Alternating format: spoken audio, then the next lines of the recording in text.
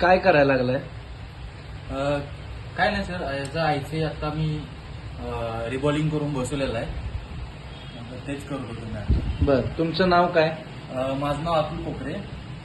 तुम्ही कुठून आले? साखराळमधून, इस्लामपूर साखराळमधून मी आलो. बर, इथं क्लासचं किंवा ट्रेनिंग बद्दलचं तुम्हाला माहिती वगैरे कुठून मिळाली? माझे एक मित्र आहेत, त्यांनी मला एक रेफरन्सेस दिलेले आहे, त्यांच्या माध्यमातून आलोय. त्यांनी पण ऑलरेडी केलेलं होतं. बर, तुमचा आता कोर्स कम्प्लीट झालाय, हो, माझा तर तुमचं आता प्रॅक्टिस चालू आहे. हो. तर प्रॅक्टिसमध्ये तुम्ही काय काय करू शकता?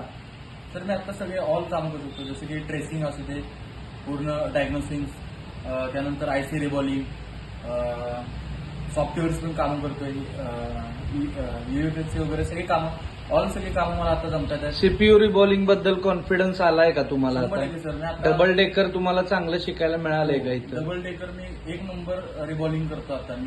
मला पहिलं थोडंसं प्रॅक्टिसमध्ये काम करताना थोडासा प्रॉब्लेम होत होता, पण सरांनी माझा हात पकडून मला शिकवलेला आहे.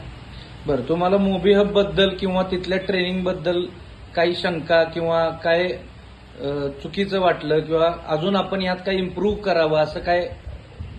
नाही सर, इथलं सगळं जो वातावरण आहे एकदम बेस्ट आहे. तिथं कस्टमरचे जे हँडसेट येतात ते लाईव्ह येत असतात. सर लाईव्ह जेव्हा प्रॉब्लेम्स येतात त्यावेळेस सर आवर्जून पुढे येऊन बसवून शिकवतात किंवा हे प्रॉब्लेम्स आहेत आणि हे प्रॉब्लेम असे सॉर्ट आउट करायचे आहेत.